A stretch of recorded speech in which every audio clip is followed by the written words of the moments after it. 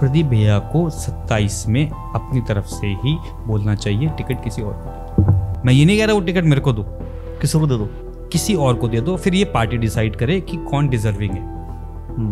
देखिए, एक पॉइंट पे आके ना पॉलिटिकल डेथ से अच्छा होता है पॉलिटिकल रिटायरमेंट। अगर विधायक प्रदीप बत्रा जी अपने आप का टिकट कराने की कोशिश करेंगे, चुनाव लड़ने की कोशिश करेंगे, तो उनकी पॉलिटिकल डेथ हो जाएगी।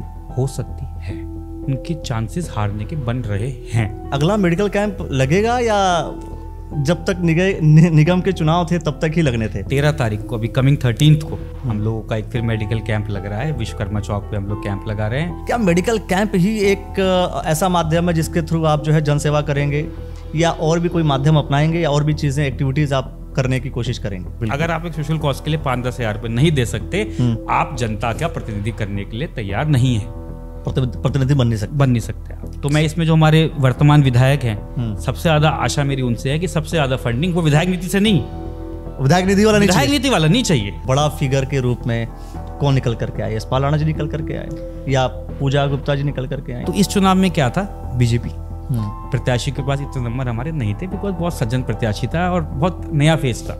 BJP plus versus Yashpal Rana, जो केवल यशपाल राणा ही था।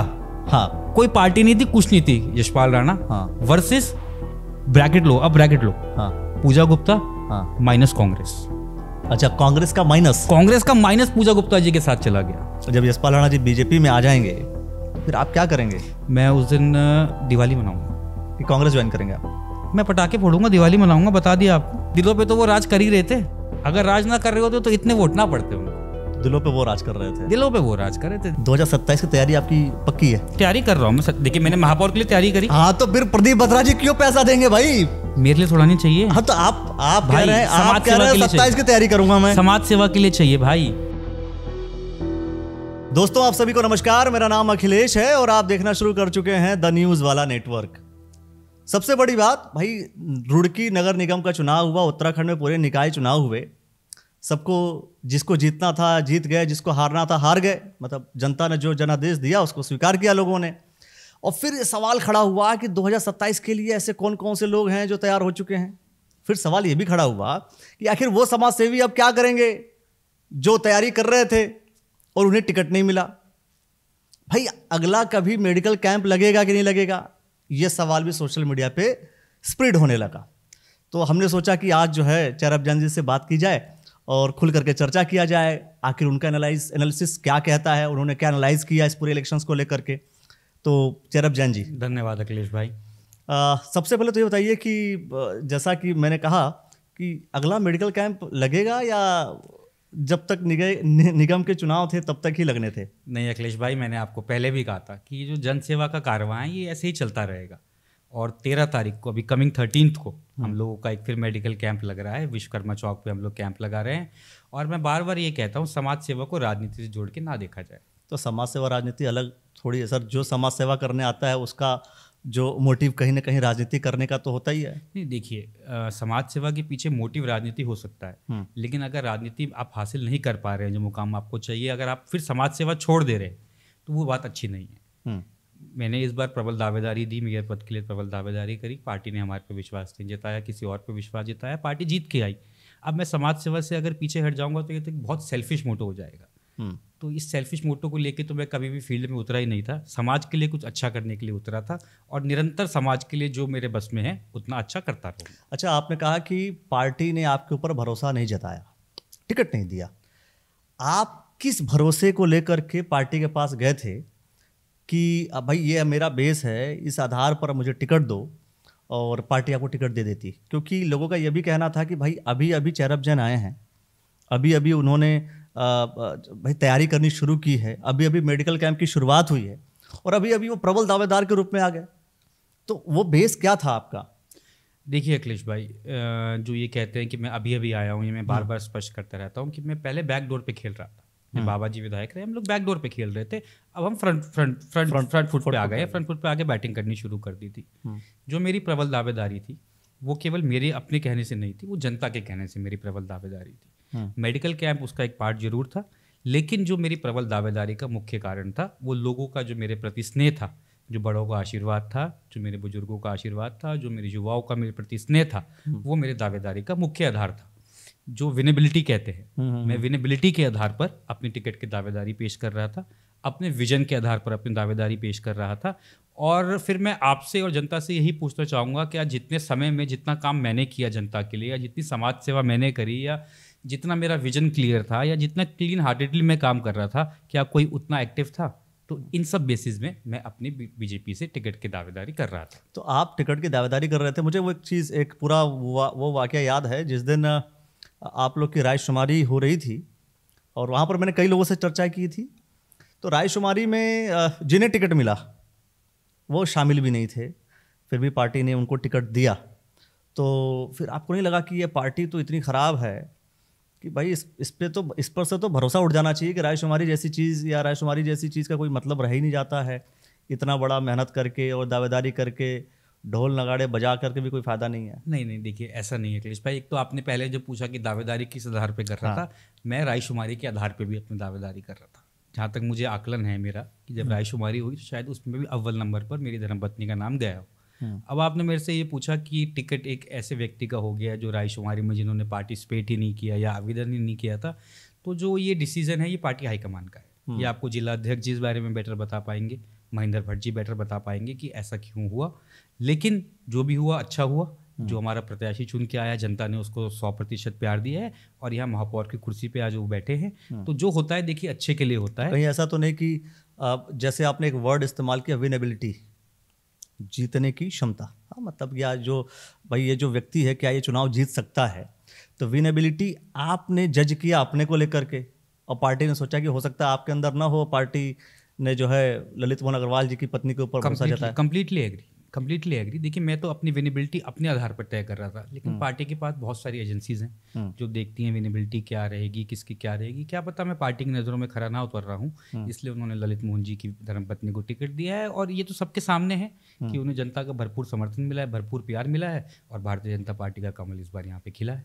चलिए एक बेसिक सवाल, जैसे अभी मैं पॉलिटिक्स पे ही आता हूँ, चुनाव नतीजों को लेकर के मैं बात करूँगा। सवाल यह है कि जैसे एक तो आप मेडिकल कैंप की बात कर रहे हैं, वही मैंने कहा ना कि सबका सवाल यही था कि भाई अब अगला मेडिकल कैंप लगेगा अभी कि नहीं लगेगा। आपने कह दिया कि चुनाव अब जो है मेडिकल कैंप लगता रहेगा, लगेगा। क्या मेडिकल कैंप ही एक ऐसा माध्यम है जिसके थ्रू आप जो है जनसेवा करेंगे, या और भी कोई माध्यम अपनाएंगे, या और भी चीज़ें एक्टिविटीज़ आप करने की कोशिश करेंगे?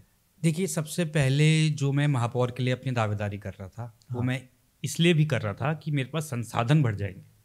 जब मेरे पास संसाधन बढ़ जाते हैं तो मैं समाज सेवा एक बेहतर स्तर पर कर पाता हूँ। अब जहाँ तक बात रही कि अब मैं महापौर, तो क्योंकि नहीं, पार्टी ने विश्वास नहीं जताया और मैं महापौर नहीं बन पाया, तो अब मेरी पर्सनल क्षमता में जितना होगा मैं उतना करूँगा। मेडिकल कैंप हमारे चल ही रहे हैं। अभी एक पायलट प्रोजेक्ट के तौर पर हमने एक जगह रुड़की में चिन्हित करी है जिसकी हम क्लीननेस ड्राइव करेंगे। अच्छा। उस क्लीननेस ड्राइव में हम लोगों ने जो अभी मतलब हमें पेपर पे उतारा है, अभी उसको धरातल पे तो नहीं उतरा है वो, बट हमारा विजन ये है कि हम उस जगह को इतना साफ कर दें कि कल को आदमी अगर उसे गंदा करते हुए 100 बार सोचे। इसके लिए मैं फर्स्ट फेज में किसी से कोई सपोर्ट नहीं मांग रहा हूँ। जो भी एक्सपेंसेस आएंगे खुद कर रहा हूँ, सब कुछ खुद करके दूंगा, वहाँ ग्रीनरी करके दूंगा। ये काम तो भाई मेयर का है, अब तो नगर निगम का मेयर चुना जा चुका है। देखिए, उनके जिम्मे और बहुत बड़े काम है। उनको शहर को एक नया रूप देना है। जो छोटे मोटे काम है, एक आम नागरिक होने के नाते हमारी भी जिम्मेदारी बनती है। उन लोग को पार्टिसिपेट नहीं करवाएंगे आप? नहीं, बिल्कुल उनका पार्टिसिपेशन रहेगा। उनसे मैंने एक रिक्वायरमेंट थी मेरी छोटी सी, 2 डस्टबिन की रिक्वायरमेंट थी केवल। मैंने कहा डस्टबिन आप दे दीजिए। तो बस मतलब नगर निगम सिर्फ डस्टबिन देगा और चेहरब जैन जी एक्चुअल में क्लीननेस ड्राइव चलाएंगे? ये पायलट प्रोजेक्ट की तरह मैंने आपको बताया, मैं कर रहा हूँ इसको, ये खुद कर रहा हूँ। तो मैं वही तो कह रहा हूँ खुद की चेकिंग करना जो काम नगर निगम का है वो नगर निगम ना करे, चेहरब जैन जी करेंगे। नहीं, कोई बुराई थोड़ा नहीं है इसमें। As an individual of the city, as जागरूक नागरिक होने के नाते अगर मैं कुछ कर पा रहा हूँ तो इसमें बुराई क्या है। मैं ये पायलट प्रोजेक्ट की तरह करूँगा। जो इसका सेकंड फेज होगा उसमें मैंने ये सोचा है कि मैं जो सीड फंडिंग कहते हैं आप, क्राउड फंडिंग, मैं क्राउड फंडिंग पे जाऊँगा। मैं आज जनता के सामने साफ जो भी मेरा क्लीननेस सेकंड ड्राइव होगी उसका जो भी एक्सपेंडिचर है जनता के सामने पूरा प्रेजेंट कर दूंगा कि ये मेरी रिक्वायरमेंट है इसके लिए। जनता में आप देखिए, जब दावेदारी करी हम लोगों ने, बहुत 30-34 दावेदार गए, सबने फ्लैक्स लगा दिए। बिल्कुल लगाए। फ्लैक्सों में खर्चा होता है, बिल्कुल होता है। तो अब मैं देखना चाहूँगा कि जब हम कुछ अच्छा करने जा रहे हैं तो ये क्राउड फंडिंग के समय वो जो फ्लेक्सिस पे पैसे खर्च हुए थे उसका कितना प्रतिशत ये हमारे क्राउड फंडिंग में खर्च करेंगे? बाकी जो 33 और 32 जो 30 नेता थे वो कितना खर्च करेंगे? इसके बाद जो यहाँ पूर्व विधायक रह चुके हैं या जो पूर्व में इलेक्शन लड़े हैं, इलेक्शन एक कॉस्ट पे लड़ा जाता है। बिल्कुल बिल्कुल। आप हारते हैं, आप जीतते हैं, उस कॉस्ट का कितना परसेंट आप उस क्राउड फंडिंग में हमें देंगे? तो इससे एक रुड़की शहर को भी एक आकलन हो जाएगा कि कौन नेता शहर के प्रति कितना जागरूक है। सब कुछ सरकार पे छोड़ देना ठीक नहीं। ये क्राउड फंडिंग कहाँ हुआ? ये आपके हिसाब, मेरे हिसाब से सेलेक्टिव फंडिंग हो गया कि भाई जिन लोगों ने अप्लाई किया था मेयर के लिए वो लोग फंड जरूर दें। उनको देना बनता है, फंड आप भी दे सकते हैं, आपके फंड को भी मैं मना नहीं करूंगा। और जो फंड अगर क्राउड फंडिंग, देखिए ये पायलट प्रोजेक्ट है, मुझे नहीं पता ये कितना सक्सेस हो पाएगा कि नहीं हो पाएगा, लेकिन अगर ये सक्सेस होता है तो इसका पूरा ब्यौरा हम लोग सोशल मीडिया पे डाला करेंगे कि हमारी ये रिक्वायरमेंट थी, उसमें से इस बंदे ने हमें ये चीज़ें पूरी करी हैं, ये हमारे पास सरप्लस रह गया या ये हमारे पास एक्सेस रह गया। अगर हमारे पास सरप्लस एक्सेस रह गया, वो कुछ कम रह गया हाँ। तो उसको मैं पूर्ति करने की कोशिश करूंगा। लेकिन अगर वो मेरी बाउंड्री से भी बियॉन्ड होगा तो जिससे जो फंडिंग आई थी वो उसकी वापस हो जाएगी, जैसे कि नॉर्मली क्राउड फंडिंग में किया जाता है। अगर आपका टारगेट अचीव नहीं हो रहा तो जो क्राउड से फंडिंग आपने ली है वो तुरंत वापस कर दी जाती है। मतलब ये है कि चेहरब जैन जी भाई जो पूरा ये पायलट प्रोजेक्ट लेकर के चलेंगे, एक वो सक्सेसफुल करने के बाद फिर बाकी जो नेता जो दावेदार थे चुनाव में उनको भी खाली नहीं बैठने देंगे, उनसे भी कहेंगे भाई पैसे लेकर के आओ, लगाओ, अगर जनसेवा करनी है तो चुपचाप से जनसेवा करो। देखिए क्या मतलब मकसद क्या है पॉलिटिक्स में आने का? आप दावेदारी कर रहे हैं, पावर के लिए बहुत लोग आते हैं, फिर वही तो जनता के सामने बेनकाब होंगे। अब अच्छा वही बताएंगे आपकी भाई ये लोग। देखिए मैंने आपको सिंपल बता दिया है, मैं एक जगह का ब्यूरो डालूंगा कि इस जगह का खर्चा इस हिसाब से इतना आ रहा है, इस आदमी ने इतना इतना कंट्रीब्यूट किया है। खुला ब्यूरो होगा उसमें ये नहीं होगा कि छुपा होगा, खुला होगा कि अखिलेश भाई ने इसमें 100 रुपए दिए हैं, मैंने 200 रुपए दिए हैं, 50 रुपए दिए हैं, खुला ब्यूरो लिखा होगा उसमें जनता के सामने सोशल मीडिया पे। और आपके चैनल पे भी कहूंगा कि आप भी उसे टेलीकास्ट करो अपने चैनल पे। बिल्कुल हम करेंगे और हम जैसे खुल करके सारी चीजें दिखाते हैं वैसे दिखाते रहेंगे। और ये केवल दावेदारों के लिए नहीं कह रहा हूँ मैं, शहर में विभिन्न शहर के जितने भी संपन्न लोग हैं। लेकिन आपने कह दिया ना कि जो पॉलिटिकली अपने आप को लेकर के आगे बढ़ना चाहते हैं उनको करना पड़ेगा नहीं, करना चाहिए। करना पड़ेगा क्यों भाई, मैं कौन हूं कर पड़ेगा वाला? करना चाहिए। लेकिन जो नहीं करेगा उसको आप कह रहे हैं ना कि भाई उसका आकलन जनता कर देगी। तो भाई जो लोग मेयर की दावेदारी कर रहे थे, अगर वो लोग अपनी दावेदारी को पुख्ता और करना चाहते हैं और 27 तक लेके जाना चाहते हैं तो उन्हें फंड देना पड़ेगा। फंड मुझे नहीं देना है, अरे मतलब जनता के लिए फंड देना पड़ेगा। भाई देखिए आप पोस्टर बैनर पे 1-2 लाख रुपए खर्च कर देते हैं विद इन 2 डेज, तो क्या आप एक सोशल कॉज के लिए 5-10 हजार रुपए नहीं दे सकते? अगर आप एक सोशल कॉज के लिए 5-10 हजार रुपए नहीं दे सकते, आप जनता का प्रतिनिधि करने के लिए तैयार नहीं है, प्रतिनिधि बन नहीं सकते आप। तो मैं इसमें जो हमारे वर्तमान विधायक हैं, सबसे ज्यादा आशा मेरी उनसे है कि सबसे ज्यादा फंडिंग वो विधायक नीति से नहीं, विधायक नीति वाला नहीं चाहिए। तो विधायक जी बहुत सारे काम करवाते हैं, विधायक निधि दे देते हैं, कहते हैं लेके यूज। विधायक निधि से तो जो काम कराते रहेंगे उसमें प्रदीप भैया का अपना बोर्ड लग जाएगा, वो कराते रहे। ये तो जनता का काम है, जनता के पैसे से है, जो हमारा पायलट प्रोजेक्ट है। तो इसमें प्रदीप भैया अपने पास से, अपने बिजनेस से जो धनराशि देंगे, जो हमारी जो करंट मेयर हैं अनीता अग्रवाल जी, उनके पति ललित मोहन जी, या चाहे मैं हूं चाहे आप हैं, जो वो पैसे देंगे उस पैसे से हम लोग काम करना चाहेंगे और क्लीननेस ड्राइव करना चाहेंगे। चलिए, विधायक प्रदीप बत्रा जी की आपने बात कर दी तो मैं भी वहीं बात कर लेता हूँ। 2027 की तैयारी आपकी पक्की है? नहीं, 27 की तैयारी पक्की तो कैसे है? 27 की तैयारी मतलब तो तैयारी कर रहा हूँ मैं कर रहा हूँ, तैयारी कर रहा हूँ। देखिए मैंने महापौर के लिए तैयारी करी। हाँ तो फिर प्रदीप बत्रा जी क्यों पैसा देंगे भाई? मेरे लिए थोड़ा नहीं चाहिए। हाँ तो आप कह रहे हैं, आप कह रहे हैं 27 की तैयारी करूंगा मैं। समाज सेवा के लिए चाहिए भाई। अगर प्रदीप बत्रा जी, मैं कह रहा हूँ कोई प्रोजेक्ट हमारा 5 लाख का है, पूरा का पूरा वो स्पॉन्सर कर देते हैं 5 लाख रुपए, तो कितना बड़ा बोर्ड लगाऊंगा उनका। अच्छा, उनका बोर्ड लगाएंगे? उनका बोर्ड लगाऊंगा कि प्रदीप भैया ने पूरा स्पॉन्सर्ड बाय प्रदीप बत्रा जी, पूरा उनका बोर्ड लगाऊंगा। और अगर वो उसमें से कुछ रकम देते हैं, कुछ हम और देते हैं, तो वो सोशल मीडिया पे रुखा दुखा खुल जाएगा। जनता सोशल मीडिया पे सारी आजकल है ही, सबके सामने पहुंच जाएगा। तो उसमें तो कोई, हम किसी का क्रेडिट लेने नहीं आए भाई। अरे क्रेडिट का ही तो खेल है सर, पॉलिटिक्स। हमें नहीं क्रेडिट, पॉलिटिक्स तो क्रेडिट। अभी देखिए जो चुनाव हुआ निगम का, तो अधिकतर लोग कह रहा जी प्रदीप बत्रा जी ने बहुत बढ़िया काम किया। बढ़िया किया होगा उन्होंने, मैं मानता हूँ, लेकिन चलिए, लेकिन अपनी विधानसभा तो हार गए। मैं खुद सोच रहा हूँ कि विधानसभा हार गए। हाँ, काम मेरी समझ में नहीं आया। विधानसभा तो कम से कम जीतनी चाहिए थी हम लोगों को। भारतीय जनता पार्टी का विधानसभा में इतना वोटर है कि यहाँ से तो हारने का कोई मतलब ही नहीं था। यहाँ से राणा जी जीत के निकल गए। तो इसका मतलब ये कि अगली बार विधानसभा में जो है राणा जी जीत सकते हैं और प्रदीप बत्रा जी हार सकते हैं। मैं देखिए बहुत स्पष्टवादी हूँ, मैं लुकी छुपी राजनीति मुझे आती नहीं। मेरे आकलन से, जो मेरा आकलन कहता है, प्रदीप भैया को शायद बुरी भी लगे ये बात, प्रदीप भैया को 3 बार का टेन्योर हो गया उनका, 15 साल विधायक रह गए। मेरे हिसाब से शहर में कोई ऐसा बहुत बड़ा परिवर्तन तो नहीं हुआ 15 सालों में, नहीं हुआ। आप भी एक वहाँ के वो हैं। प्रदीप भैया को 27 में अपनी तरफ से ही बोलना चाहिए टिकट किसी और को दे दो। मैं ये नहीं कह रहा वो टिकट मेरे को दो, किसी को दे दो, किसी और को दे दो, फिर ये पार्टी डिसाइड करे कि कौन डिजर्विंग है। देखिए एक पॉइंट पे आके ना पॉलिटिकल डेथ से अच्छा होता है पॉलिटिकल रिटायरमेंट। मतलब आप ये कहना चाह रहे हैं कि अगर वो कंटिन्यू अपने आप को करने की कोशिश करेंगे, मैं फिर से कह रहा हूँ, अगर विधायक प्रदीप बत्रा जी अपने आप का टिकट कराने की कोशिश करेंगे, चुनाव लड़ने की कोशिश करेंगे, तो उनकी पॉलिटिकल डेथ हो जाएगी। हो सकती है, उनके चांसेस हारने के बन रहे हैं। मैं स्पष्टवादी बात करता हूँ, छोटी बात मैं नहीं करता हूँ, क्योंकि हम यहाँ से विधानसभा इस बार महापौर के इलेक्शन में हार के निकले और प्रदीप भैया के साथ 3 बार की 15 साल की एंड इनकम्बेंसी अलग कैरी करेगी। तो प्रदीप भैया से मेरा यही सुझाव है, मैं बहुत छोटा हूँ उनसे, वो बड़े राजनीतिज्ञ हैं, वो चाणक्य हैं, मैं बहुत छोटा हूँ, लेकिन जितना मैं समझ पाया राजनीति को, 27 में प्रदीप भैया को अपनी दावेदारी पेश ही नहीं करनी चाहिए। उन्हें मतलब तो अपना भीष्म पितामह की तरह किसी को चुनाव लड़ाना चाहिए। और वो मैं ये नहीं कहता मैं ही हूँ, कोई भी जो भी डिजर्विंग कैंडिडेट है उसे चुनाव लड़वाएं और उसे चुनाव जितवाएं। मतलब प्रदीप बत्रा जी मैदान छोड़ दें और कहें कि अच्छा कोई और आकर के खेल लो। देखिए यही तो एक आदमी की सज्जनता होती है। बड़प्पन क्या होता है? अरे राजनीति में कहाँ कुर्सी का मुंह हटता है साहब। फिर अगर उस किस्म की राजनीति करनी है तो फिर जनता आपको अपने आप जवाब देती है। और आपके हिसाब से ऐसा आपको लग रहा है कि मतलब पॉलिटिकल डेथ होगा ही होगा उनका? मैंने ये नहीं कहा होगा ही होगा, और हो रिटायरमेंट ले लें तो ज़्यादा बेहतर है। रिटायरमेंट ले लें ज़्यादा बेटर है। डेथ मैंने फिर बता रहा हूँ, डेथ मैंने नहीं बोला, होगी ही होगी। होने के चांसेस बन इसलिए रहे हैं क्योंकि इस बार हम यहाँ से महापौर में हार के निकले। मैं इसलिए कह रहा हूँ ये बात केवल। प्रदीप भैया ने दिन रात एक किया। अरे लेकिन महापौर में पिछली बार तो और ज्यादा हारे थे, फिर भी जीत गए थे विधानसभा।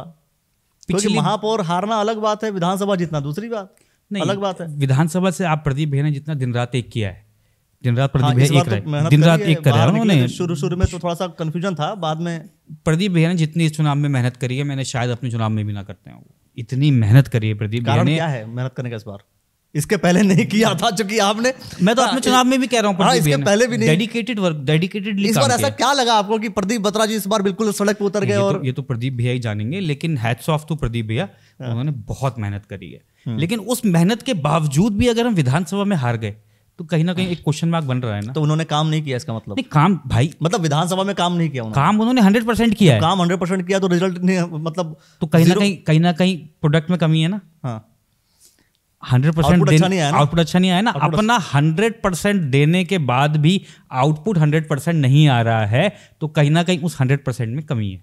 मैं ये नहीं कह रहा उन्होंने कम दिया, उन्होंने अपना 200% दिया हुआ, लेकिन आउटपुट तो कम आया ना। वो आउटपुट मेरे को डर ये है कि कहीं 27 में रिफ्लेक्ट ना हो जाए और जो ये भारतीय जनता पार्टी की सीट रही है ये कहीं भारतीय जनता पार्टी से छिन ना जाए। अच्छा, आपके हिसाब से लगता है कि छिन सकती है? समीकरण तो आपके बन रहे हैं। चलिए, ये समीकरण जैसे ही बन रहे हैं और इस चुनाव में जो नतीजे आए, इस नतीजों के आधार पर क्या ये भी आप देख रहे हैं कि एक बड़ा फिगर के रूप में कौन निकल करके आए? यशपाल राणा जी निकल करके आए या पूजा गुप्ता जी निकल करके आई? देखिए, ये चुनाव बड़ा रोमांचक चुनाव था। ये चुनाव कैसा था जो मैंने अपना एनालाइज किया, मैंने एनालाइज किया। ये चुनाव था BJP. Now I am talking just about BJP. आपको याद है एक बार आपकी मेरी बात हुई थी कि क्यूमुलेटिव करना चाहिए आदमी को, प्रत्याशी और पार्टी को ऐड ऑन करना चाहिए। हाँ, तो इस चुनाव में क्या था? बीजेपी प्रत्याशी के पास इतने नंबर हमारे नहीं थे, बिकॉज बहुत सज्जन प्रत्याशी था और बहुत नया फेस था। तो BJP plus versus Yashpal Rana. हाँ, जो केवल यशपाल राणा ही था। हाँ, कोई पार्टी नहीं थी, कुछ नहीं थी। यशपाल राणा वर्सेस ब्रैकेट लो, अब ब्रैकेट लो। हाँ, पूजा गुप्ता माइनस कांग्रेस। अच्छा, कांग्रेस का माइनस पूजा गुप्ता जी के साथ चला गया।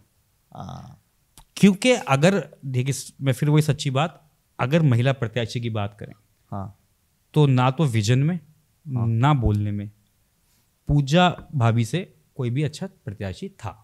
ठीक हो गया। हाँ, यशपाल राणा जी ने इंडिविजुअली इतने वोट पड़े हैं उनको, अगर निर्दलीय को इतने वोट पड़े हैं तो वो सबसे बड़ा नेता मेरे लिए आज भी शहर में वही है। पूजा गुप्ता जी को जो वोट मिले वो पूजा गुप्ता जी के नाम पर मिले, ना कि कांग्रेस के नाम पे। वो सारे वोट पूजा भाभी के हैं, सचिन भैया के भी नहीं है वोट।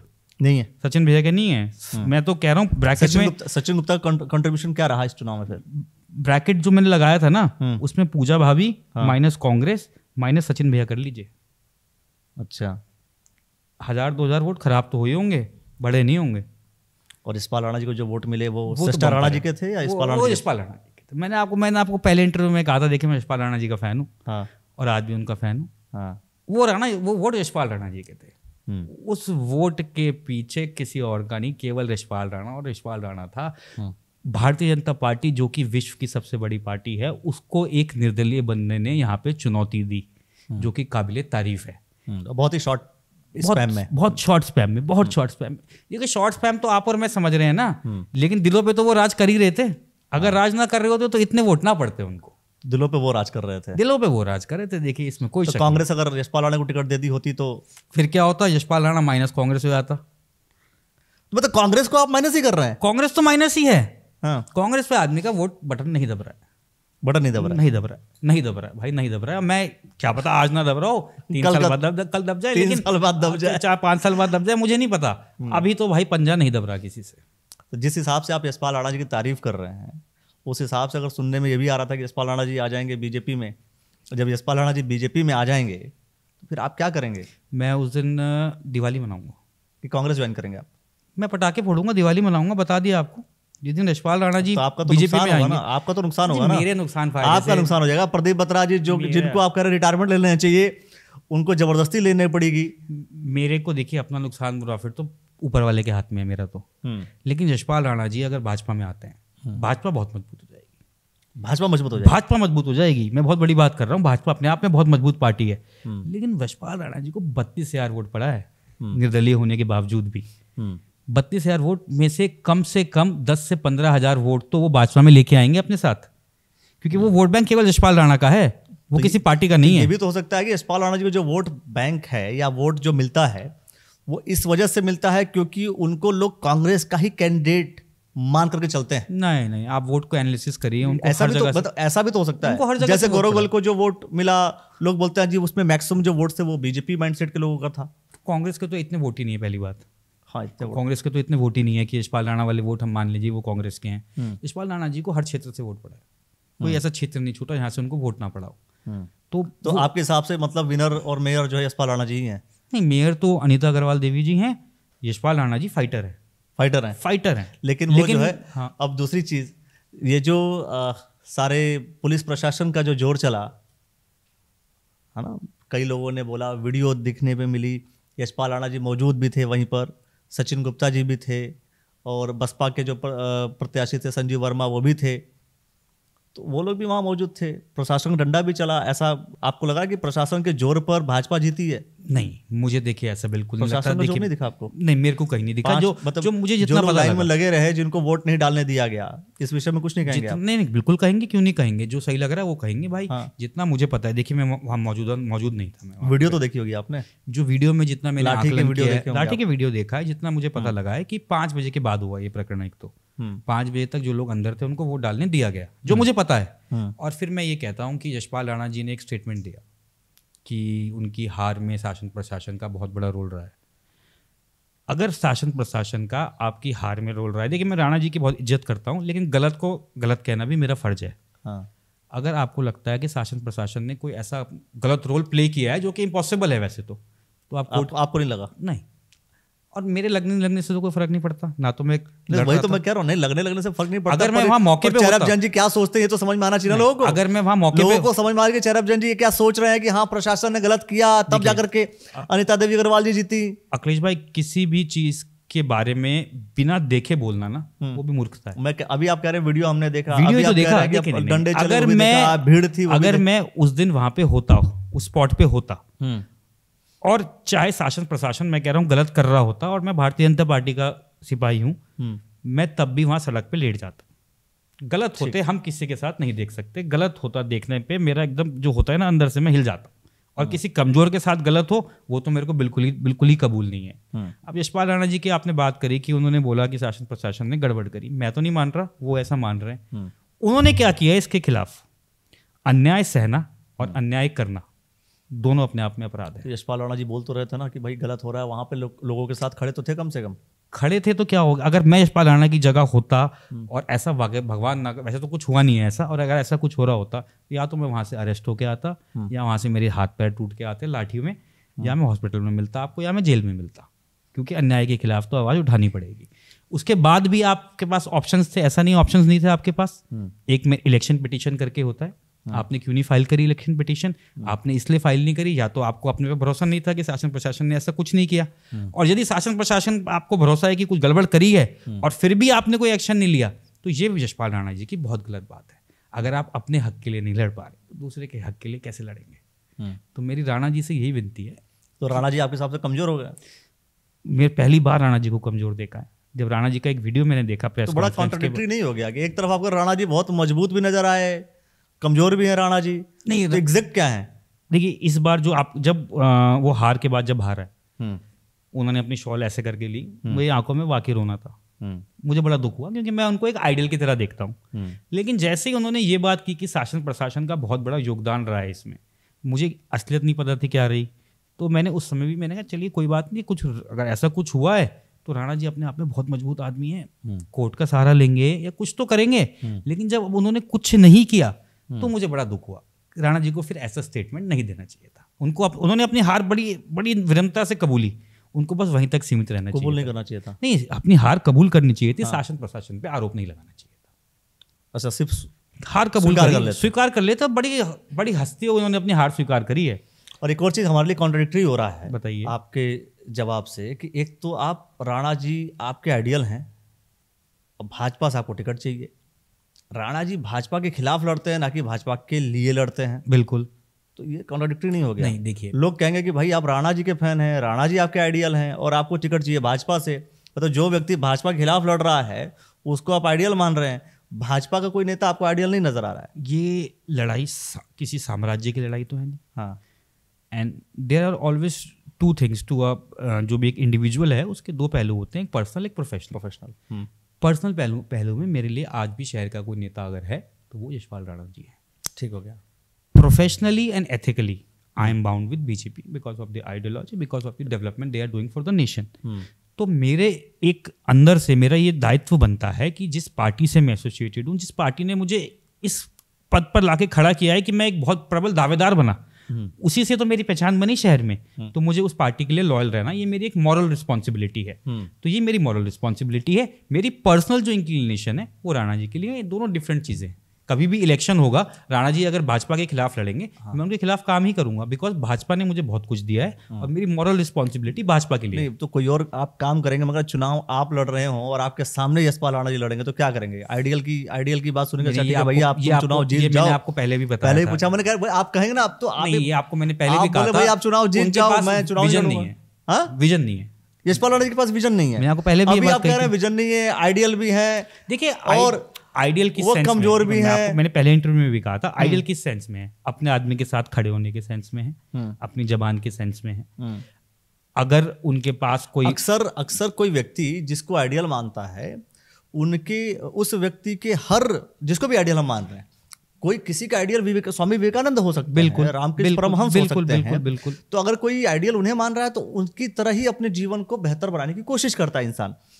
नहीं, एग्जैक्ट उससे बेहतर बना सकते हो ना, बेहतर बना सकते हैं। लेकिन अधिकतर आदमी कोशिश यही करता है ना भाई, जो आइडियल है इट मींस कि भाई हमें आपके पद चिन्हों पे चलना है, आपको हमने आदर्श मान लिया। हमें पद चिन्ह बहुत अच्छे लगे, इसमें हम कुछ अपने विजन ऐड करेंगे और उस पे चलेंगे। मतलब कंप्लीट आपके जो आदर्श है वो कंप्लीट नहीं है। उनके जो उनसे अच्छी चीजें लेने वाली है वो मैं उनसे लूंगा। जो आप सेलेक्टिव आदर्श हो गया फिर तो, सेलेक्टिव मान लीजिए इसको। देखिए, हर आदमी की जो अच्छाई है वो ले लेनी चाहिए। हाँ, है ना। एक तो कुछ मामले में अच्छाई हुई, कुछ नहीं, बहुत मामले में अच्छाई, कुछ मामलों में हुई ना, मतलब कि कुछ सेलेक्टिव, मतलब विजन तो है नहीं, आपने विजन तो हटा दिया क्योंकि एजुकेशन इतनी नहीं है। तो देखिए, एजुकेशन से विजन आता है, विजन ऐसे नहीं आता है, विजन एक्सपोजर से आता है, विजन एजुकेशन से आता है। उसमें थोड़ा सा वो लैग करते हैं। और अगर वो भारतीय जनता पार्टी में आते हैं, आपने जैसे कल का, तो मैं दिवाली मनाऊंगा, मैं अच्छा है 27 में वो चुनाव लड़ेंगे पूरा हम तो भारतीय जनता पार्टी से जो चुनाव लड़ेगा उसे जितवाएंगे भाई, वो तो जिताने के लिए अपना 100% देंगे। चलिए, विजन और बाकी सब चीज़ों को लेकर के हम बाद में भी चर्चा करेंगे। एक लास्ट सवाल कि चुनाव, चूंकि आपने बोला कि ऐसे शॉल उन्होंने ओढ़ी और ओढ़ करके उन्होंने जो है स्वीकार किया हार को, विनम्रता से स्वीकार किया, और जिस तरीके से अनीता देवी अग्रवाल जी और ललित मोहन अग्रवाल जी जा करके उनसे मिले भी, तो एक वो भी वाकया था और उन्होंने प्रेस कॉन्फ्रेंस भी किया, जनता का अभिवादन भी किया, और कांग्रेस की तरफ से भी प्रेस कॉन्फ्रेंस हुआ, दोनों के प्रेस कॉन्फ्रेंस हुए, दोनों के स्टेटमेंट आए। इन दोनों स्टेटमेंट्स को किस तरीके से आप एनालाइज कर रहे हैं कि किसका स्टेटमेंट बेहतर था? क्योंकि चुनाव हारने के बाद हम क्या बोल रहे हैं, ये भी एक बहुत बड़ा मैसेज जाता है जनता के बीच। बिल्कुल। तो मैं कह रहा हूँ कि ये इसके बाद का जो सिनेरियो था, आप कैसे देखते हैं? देखिए, जो कांग्रेस का स्टेटमेंट आया था, जो पूजा भाभी और सचिन भैया का स्टेटमेंट्स आए थे, वो बिल्कुल निराधार थे। उसमें कोई बेसिस ही नहीं था, बिकॉज वो इलेक्शन में कहीं थे ही नहीं। जितना उनको वोट पड़ा है, इलेक्शन में क्यों नहीं थे पूरा? अगर भाई शुरुआती दौर में तो ये माना जा रहा था कि उनके पास बहुत अच्छे वोटर्स आएंगे, हिंदू वोटर्स आएंगे, प्लस कांग्रेस का जो परंपरागत वोटर है वो कौन मान रहा था? वो खुद मान रहे थे ना। वो खुद के मानने से अगर इलेक्शन जीते जाते तो मैं तो प्राइम मिनिस्टर बन गया।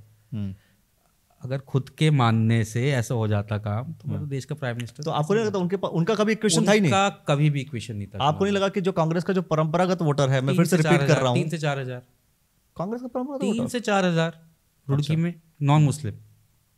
मैं मुस्लिम्स की बात कर रहा हूँ।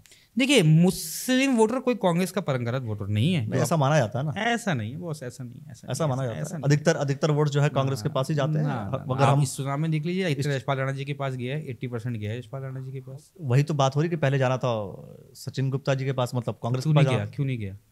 इसलिए नहीं गया क्योंकि वो पर उस कांग्रेस का वोटर ऐसा कोई है ही नहीं, फिक्स वोटर है ही नहीं वो कांग्रेस का। वो कैंडिडेट को वोट करा उसने देखा यशपाल राणा जी अच्छा कैंडिडेट है, उसको वोट किया। मुस्लिम वोटर्स ने 80% वही वोट किया है, 5-7% बीजेपी को भी मिला है। ऐसा नहीं है, 5-7% हमें भी मिला है, बीजेपी को भी मिला है। तो ऐसा नहीं है कि कोई किसी का पेट वोटर है, ये बोलना बहुत गलत है। चलिए ठीक है, तो ये जो पूरा जो फिर अब आते हैं उसी वाले सवाल पर कि जो डिस्कशन हुआ, स्टेटमेंट्स आए दोनों लोग के, तो दोनों स्टेटमेंट्स को लेकर जो आप बता दिया मैंने आपको, सचिन भैया का और निराधार था, कुछ भी नहीं था उनके स्टेटमेंट में, क्योंकि वो from the very first day election में कहीं स्टैंड ही नहीं कर रहे थे। ये मुझे very first day very clear था मुझे, इसमें मतलब मुझे कोई वो नहीं है। और मैंने उनके जो फ्रेंड्स हैं, जो कुछ मेरे भी कॉमन फ्रेंड्स हैं, उनके सामने साफ बोल भी दिया था, मैंने आप इलेक्शन में कहीं स्टैंड नहीं कर रहे, तो अपना देख लो भाई। और यशपाल राणा जी से मेरा कुछ ज़्यादा बातचीत देखी इस लेवल पे होती नहीं है, मैं आपको सही बताऊं।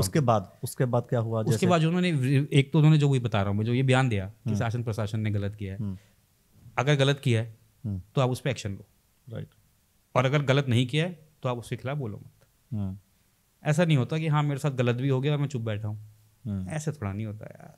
या तो विक्टिम मतलब बन जाओ, या तो विक्टिम कार्ड मत खेलो, विक्टिम कार्ड मत खेलो भाई, विक्टिम कार्ड नहीं। और राणा जी ऐसा आदमी, विक्टिम कार्ड नहीं भाई, शोभा नहीं देता राणा। या तो लड़ो या तो मैं कैमरे से राणा जी से रिक्वेस्ट करता हूँ, शोभा नहीं देता आपको। आपके हम फैन हैं, आपको आइडियल मानते हैं, इसलिए तो मानते हैं क्योंकि आपका जिगरा बहुत बड़ा है।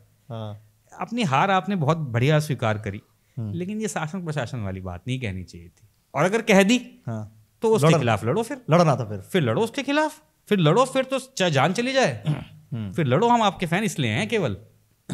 चलिए, बस मैं समझता हूँ बहुत सारे प्रश्न हो गए। वार्ड नंबर 7 की बात करता हूँ मैं। वार्ड नंबर 7 में जो है आप जो है भाई, जो कोशिश कर रहे थे आकाश जैन जी जीते, चुनाव जीत गए, तो वही प्रशासन का जोर वहाँ भी चला, वहाँ भी फर्जी वोट्स कुछ पकड़े गए। बेबी खन्ना जी के डालते हुए ना, बीजेपी के डालते हुए। बीजेपी के नहीं पकड़े, मैं वहाँ पे खुद मैं वहाँ पे था, मेरी बेबी अंकल से वहाँ बीजेपी के डालते हुए पकड़े गए, ऐसा उन लोगों ने कहा। वो तो हारने के बाद फिर वही आरोप, झूठे आरोप उसी वक्त के वीडियोस आ रहे हैं। मैं फिर कह रहा हूँ कहाँ है वो वोटर? अगर पकड़ा गया था तो क्यों उसे पुलिस में पेश नहीं किया गया?